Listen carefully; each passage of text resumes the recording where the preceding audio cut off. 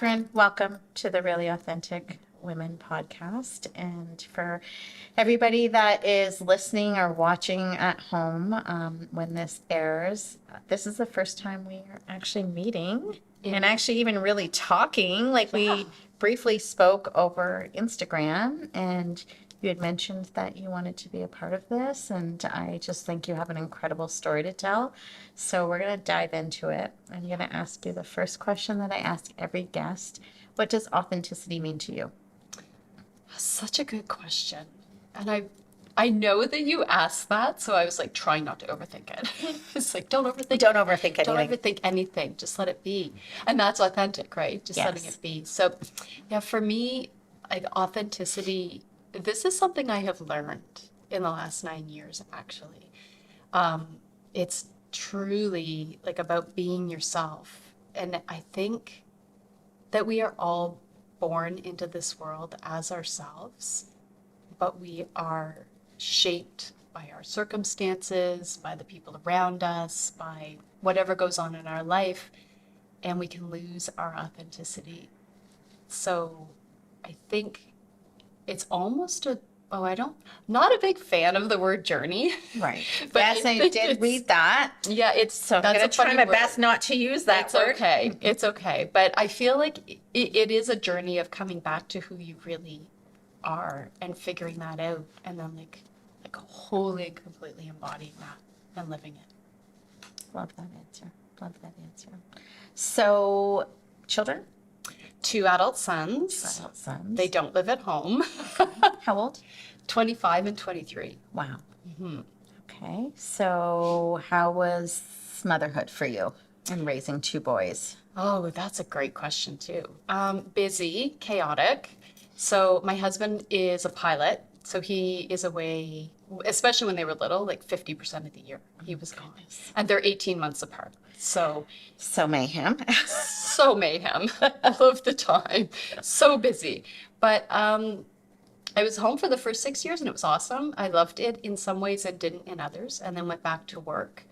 And I left work in 2014 and really actually enjoyed motherhood more when they were teenagers and when I wasn't working and when all of this had happened. Right. And I was able to like really be who I wanted to be and be with them in a way that, well, it was always like I don't know. Right.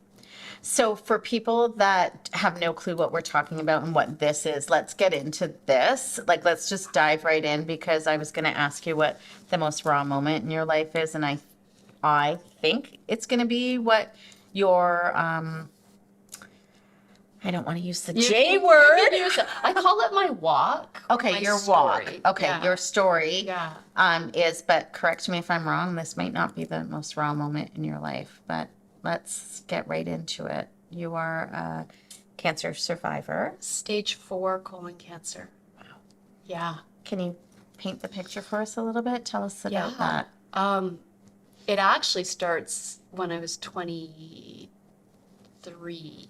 And my dad died of stage 4 colon cancer. And I was with him when he died. Wow. And so nobody talked about it. Nobody was like, maybe you should eat well. Maybe you should exercise. Maybe you should take care of yourself. And there was no internet really back then. So it was just like, I don't know. What do you do? So I just lived. And I thought I was living healthy. I thought I was doing everything right. I think, I'm not going to beat myself up. But 20 years later, like literally 9 years ago, right now, I had a little pain, and it ended up being stage 4 colon cancer. Wow. Yeah. And so when they did told your us, heart just stop, and like, does everything just come to a complete stop? it was just like, it was good that my husband was beside me because he remembers everything. And I hear Charlie Brown's Teacher. I'm just like, the brain just stopped. I just was like, I have seen this before. This is not good. But that wasn't the hardest. The hardest was having to tell my husband and my kids, because I was alone when I was told. Oh, okay. And so I had to drive myself home, call my husband, say, you need to come home. I thought you said your husband was beside you.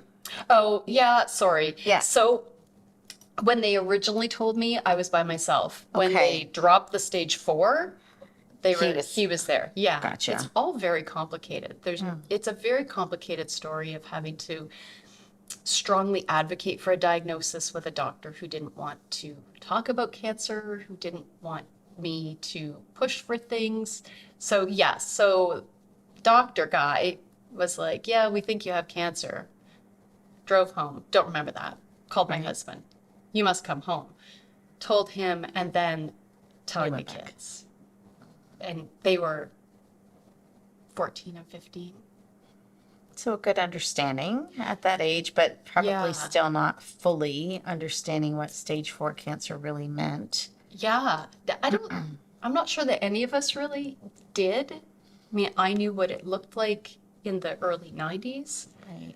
but it's changed over the years, in so many ways. But that was really, like, that just rocked my soul. It's like, I don't know, it's hard to describe. I bet. It's hard to look your kids in the eye and say, so this is the kind of cancer that people die from, typically. And just watch one of them go, "It's all going to be okay," and watch the other one, like, go upstairs and hide in his cave. It's like, We all process things a lot differently, right? So it sounds like both your kids had a very different way of processing it. But how, as a mom, as a wife, because as women, we feel we need to be the glue that holds everything together. So yeah, like keep going. I want to hear how you've gotten through this and how I think people need to talk about this a lot more. people do need to talk about this a lot more. And what people actually need to talk about, we actually need to talk about prevention, but that's not this conversation. We actually need to talk about how not everybody dies. And there is so much hope and possibility. And it really comes from digging deep and believing, like really believing in yourself and believing in possibility. And I only had one time when I really was like, this is hard. I can't do this. It was after my first surgery, and I was home, and it was the day that I was like pulling the covers over my head. I was like, I can't do this. This is hard. I hurt. I can't even get out of bed. This sucks a lot. And like a good, our generation person, I opened up my Facebook to see what was going on. Before I turtled under my covers, I was like, all right, well, what's happening in the world? And there was a message from a guy that I went to school with, like 30 years previously almost, in public school. And he said, "I just wanted you to know I'm thinking about you today." Just random. That was just it, like randomly. And this guy that, like, we weren't even close. He's like this guy that I just happened to be in school with for a few years. And I was like, well, if he's thinking about me, if he can take like that one moment to tell me that he's thinking about me, I need to get over myself. Wow. And I promised myself from that day on that I'd get up every day, put my feet on the floor, have a shower, put on my big girl pants, and keep moving forward. And it wasn't easy. There were some really hard moments. There are still really hard moments. But we need to have this conversation because people don't know what it looks like. Right. And are you still living? Like, I don't know the proper terms. Like, are you in remission? Or are you? Yes. I call it living with cancer. Okay. So I probably will never have it all go away. It's hard to say. My oncologist said he would never use cured. He would never use the word remission with me. Right. I just had surgery in August. I just had my 6th surgery in August. So 9 years I've had 6 surgeries. And it's so messed up. It's so messed up. This is just what we do. It's just part of living with it. What's been the hardest? Obviously, when you were diagnosed, the hardest was facing your children and your husband. But what has been the hardest part of living with colon cancer? Um, I think it's the pressure I put on myself. I have food anxiety. I'm always like, should I eat that? Shouldn't I eat that? Oh my God, I ate that. Is that going to make me sick? Did I exercise enough? I should be exercising more. I'm getting stressed. This isn't good for me. So now I'm more stressed. Like it's just this constant cycle of thoughts and fears, I guess. But I don't live in fear. Right. Does that make sense? Yeah. I don't live every day afraid. I live every day like out loud now. Right. I didn't used to. It's been life-changing in a very cool way, but yeah, it's just every day is. I tell people I have a lot of scars. That's what this is. I have a lot of scars, but those scars are my daily reminder that I have work to do. Every single day, I have work to do. That's powerful. That's powerful. So do you have a colostomy bag? And Nope. No, you never had Just to. have a lot of scars. And do you have a difficult time looking at your body? Like, you've probably gone through so much, and like even in your marriage, did you go through, my husband's not going to like the way I look anymore. This isn't what he married. And, some of those Yeah. thoughts that have probably run through your head. And, intimacy and connection. But my husband is truly the best human on the face of the earth. He is the most amazing man. From the minute it all went sideways, he has been there, and my body is not an issue for him. He tells me every single day how beautiful I am. I'm so lucky. He's so wonderful. For me, I don't think I have a problem with it. Sometimes I look in the mirror and I'm like, wow, that's busy on that abdomen. But I remember once, the first time I went in public in a two-piece bathing suit and a bikini, I turned to John, my husband, and I was like, is that person looking at me? And he said, if they are, which they probably aren't, they're either thinking, wow, I wonder what happened to her, or wow, that takes a lot of courage to wear a two-piece bathing suit, to show up like that. Wow. Wow, wow, wow. So I know you said you don't live in fear. So this question, you're going to be like, why are you asking me this then? But what is your biggest fear? Losing my husband and my kids. More so than your own life. Yeah. Did you ever think at any point as you've gone through this walk that he was going to leave you, or no, you just knew that he was by your side? And He's my soulmate. He's not going anywhere. yeah, because you've been married 23 years? 27. 27. Been together 29. What's the secret? That he's a pilot and he's away a lot? Yes, I think that's actually part of it. I say that all the time. I'm like, ooh, you've been home for a long time now. I think it's time to go back to work. But I do think that that's the secret, because he gets to go and do what he loves. Right. And I get to have quiet time.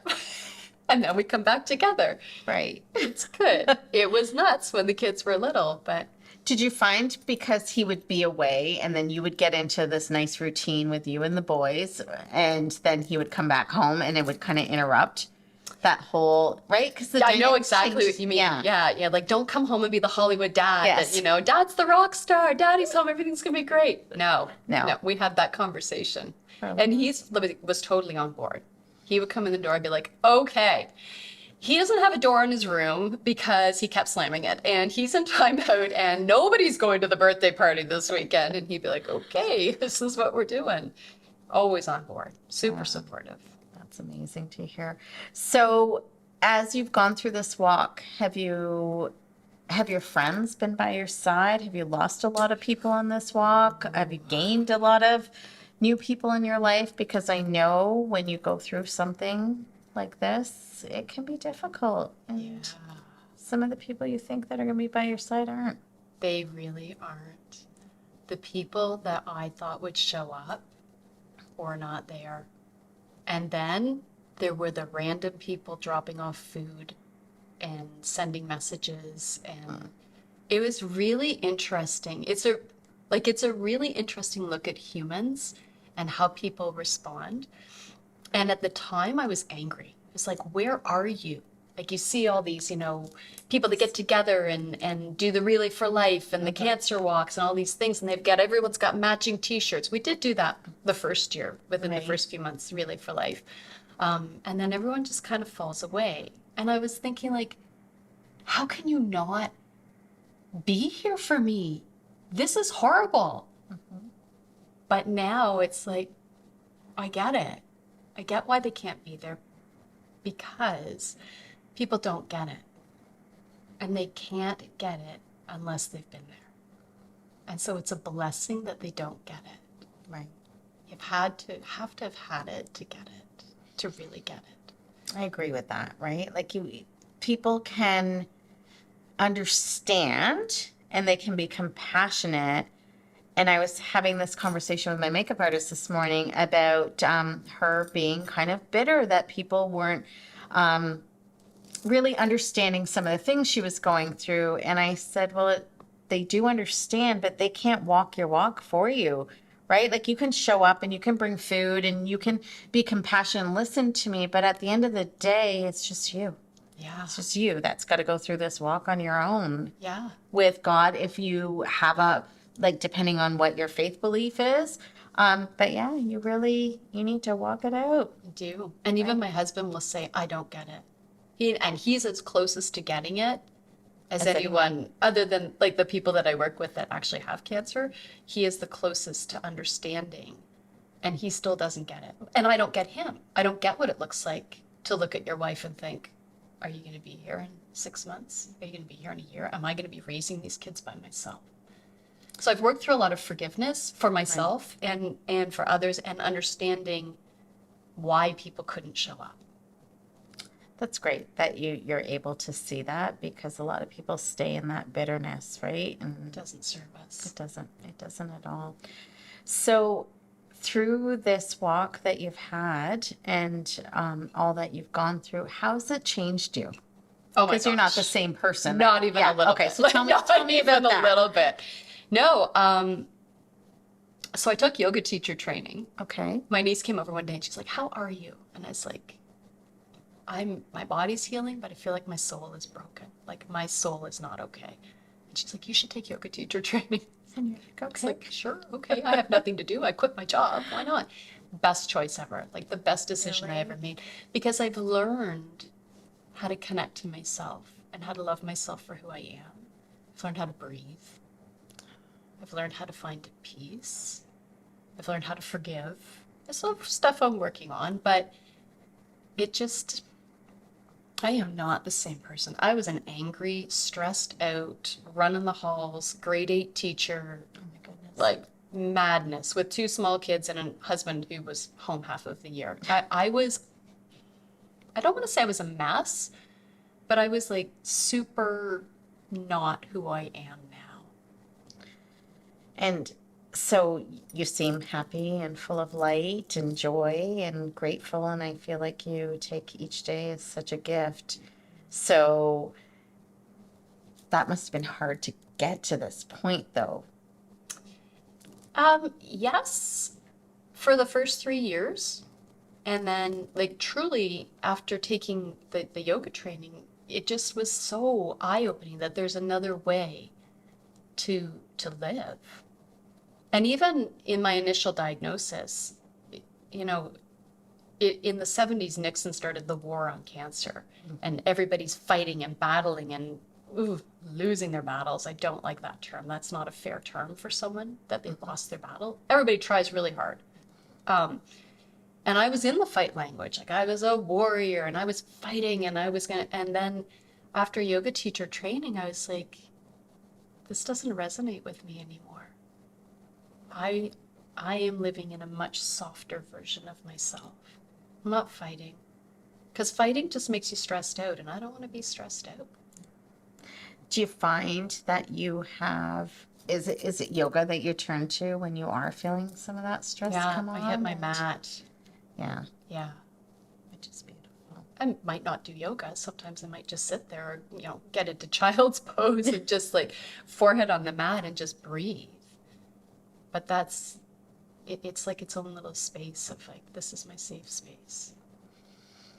I have so many questions going through my head, and I'm just trying to process like the next one to ask. But you said earlier on that you had to advocate a lot for yourself, and you didn't really agree with some of the stuff that Dr. Guy said. Dr. Guy. Dr. Guy. That guy. That guy. So did you struggle with that? Like having to not only be diagnosed with stage 4 cancer and then having to be your own advocate. Like, did you feel supported? I know by your husband you were supported, but Yeah. did you feel supported by the medical community? I did not feel supported at all by my family doctor. He has learned.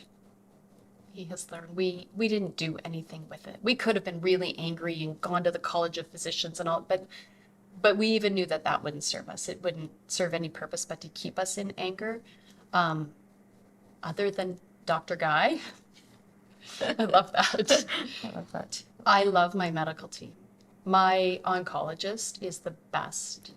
He is the best. The first time I met him, we did all the things, all of the, oh my God, what is actually happening here? And at the end of it, he's like, I went to shake his hand and he said, are you a hugger? I was like, yeah. He's like, bring it in. Who was your, is it Elb? No, Dr. Stephen Welch. Okay. He's amazing. He's a really beautiful human. And the doctor who actually listened to me the first time, Dr. Guy sent me in for one procedure, and the surgeon said, I think we should actually do a colonoscopy. I was like, that's a great idea. I think there's a lot of bad things happening down here. And that's when they found the cancer. And he set the ball in motion. His name is Dr. Hugh McLaughlin. And he is an amazing human. Also, I have a lot of amazing humans in my life. And I have several other surgeons who are a big part of all of this. How many surgeries have you had? 6. 6. You said that earlier. 7 if you include putting in the portacath for chemotherapy. 8 if you include getting it taken out. My goodness. Mm-hmm. That takes a toll, right? It takes a toll on you Makes you a little tired. physically, Yeah. mentally. Yeah, my body's all rearranged. Like my liver, I had half of my colon taken out, and then I had 2/3 of my liver, my right liver lobe, taken out. And your liver regenerates, but it grew over here. So I have like this gap in my body. So physically, my body moves in a little bit differently. I stand a little differently because there's nothing supporting under my ribs. It's so bizarre. Isn't it amazing, though? You can look at you, and I look at you as this pillar of health and beauty and light, and yet behind all of that, that's why we shouldn't judge one another. This You is have true. no clue. You don't know what somebody's been through. No. So what does your life look like now? Like what is it that you're doing now, and how are you bringing awareness to this? And because I feel like this is now your purpose, and there's a reason that you've gone through all of this. And what are you doing with it all? Yeah, I think I am living my dharma. I think that I am like doing what I'm supposed to be doing. I've always been a teacher, and so I am still teaching. I'm a cancer coach, so I work with women who are actively in cancer to help them navigate the process, and we do a lot of mindset. We talk about nutrition, we talk about yoga, we talk about mindfulness practices, but we do a lot of mindset work. And I've spoken at a couple of conferences. I'm lined up for one. The Colorectal Cancer Canada is having their virtual conference in May. I'm speaking with them again on a panel, and just really trying to make people understand that we have to talk about this. You have to pay attention to your health. There are whispers in your body, but we ignore them. We're conditioned to ignore them. Sure. Because we're too busy. Right. We've got that badge of busy. So I just feel like my work is to be happy, be healthy, be an advocate, be a supporter, So I'm just trying to figure out how to frame this question, but you living in that busy kind of lifestyle of being a teacher, raising two kids, and thinking, oh, I'm too busy, I'm too busy, I'm too busy. And then your life kind of comes to a halt. Like, what did that feel like? And if you had to give advice to someone that might be going through something now that isn't really paying attention, what would you say? Listen to your body. Your body knows. It carries a lot of wisdom, and we ignore it.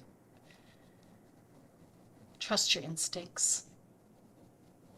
When something says something's not right, you got to listen to that. So, do you remember getting all the whispers before? I do. Yeah. This little tiny pain over here on my left, I thought it was pancreatitis. Turned out to be a freaking huge tumor on the outside of my colon on the right-hand side. And I couldn't walk from my portable to the school, like 100 meters. I would get to the building and I would be leaning on it, exhausted. I had run 5 marathons. I knew what tired felt like, and this was like, this is not normal tired. This is like not So you normal knew tired. something was I going knew on. something was wrong. I didn't quite expect it to be what it ended up being, but I didn't go back to work. I was actually going on leave. I was going on leave to travel with my husband for 6 months. And then, ta-da! It's like, well, that's a different version of a leave. But we did what we did for 2015. And then I quit my job in 2016. There was no way in hell that I was going back to the school board. I did not get support. I did not get any goodbyes. I did not get any thank yous. Nothing. Not that I expected it, but you know, would have been a nice. pen a pen, I don't know, notepad, something would have been lovely. But instead I got deleted from the email. They're like, okay, you don't work here anymore. And how long were you part of the school board? 17 years. Oh my goodness. Yeah, I was a teacher for almost 20 years in total. And but I let that go.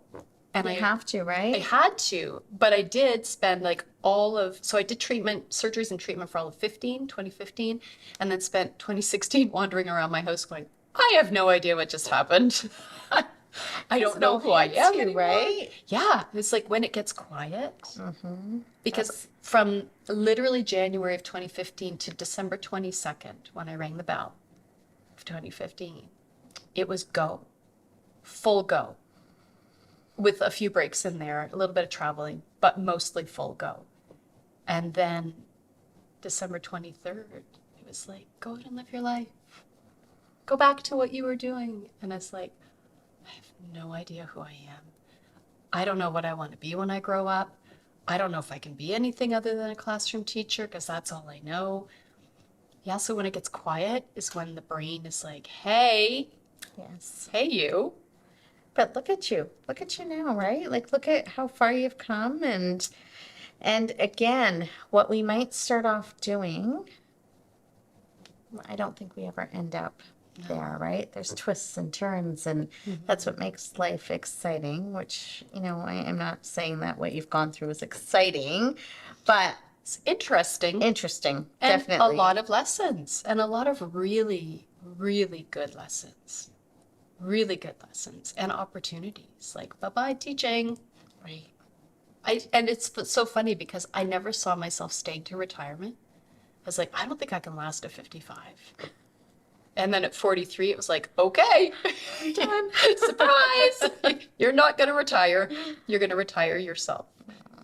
So do your kids worry about you a lot? Like, and does your husband, from what you know, like, do they My worry? husband does. Yeah. I know he does. But that's because he's here, right? I see him all the time. Both the Right. boys live away. We don't see them a lot.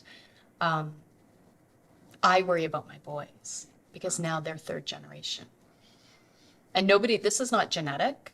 Right. Apparently this show was not not. a genetic thing, but a lifestyle thing. And so they've had to sit me down and say, we understand you want us to take vitamin D. You want us to exercise. You want us to change it. We understand. Okay, I know, but I'm just making sure. Do you understand? We understand. So what was your lifestyle prior to the diagnosis? I'm pretty sure we went through drive-throughs a couple times a week. And as we're busy, getting to karate, getting to soccer, getting to volleyball, getting to Air Cadets, all the things. I did yoga, but I did it as a workout. I didn't do it As a as a mind body. as a mind body. I was a runner, marathoner with my husband. Just always busy. Busy, there it is the word, right? Just always busy.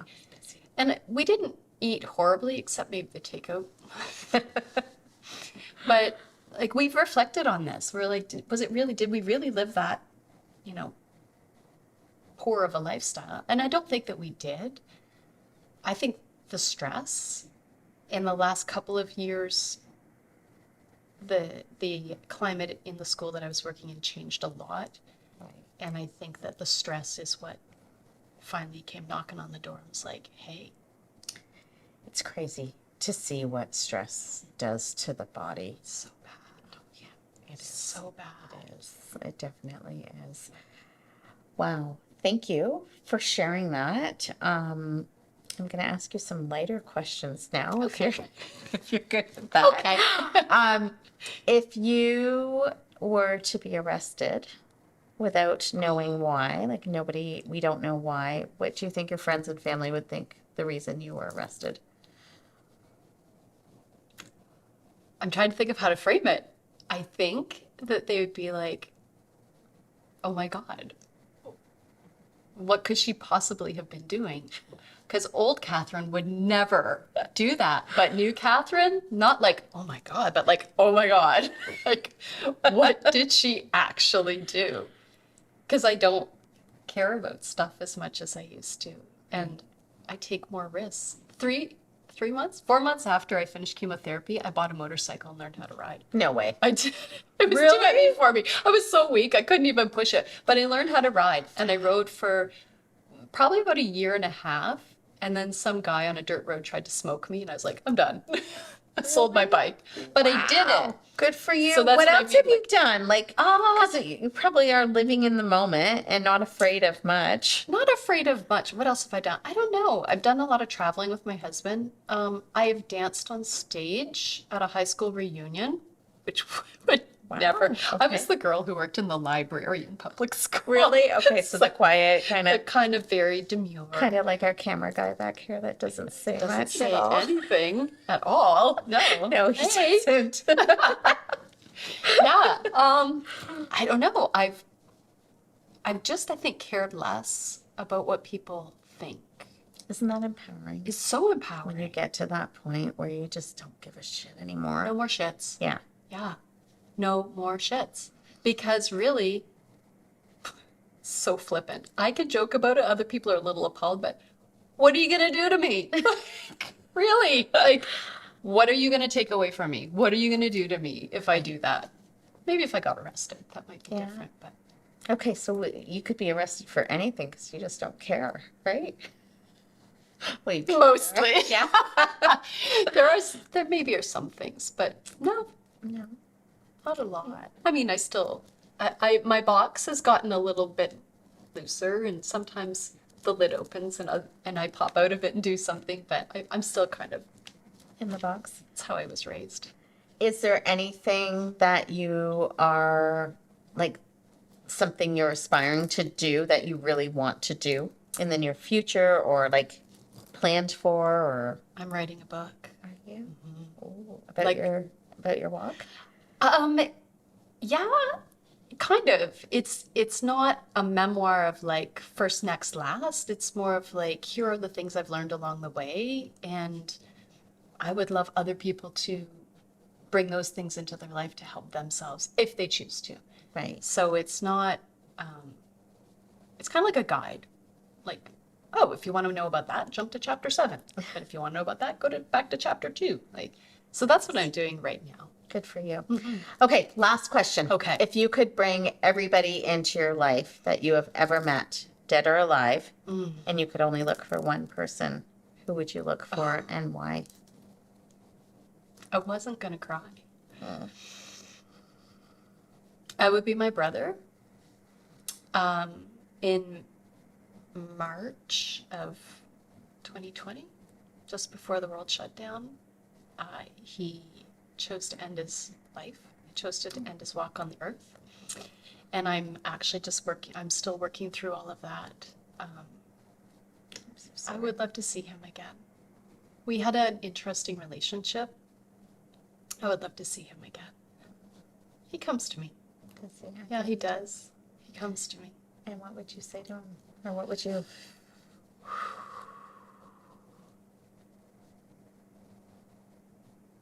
I'm sorry for judging you.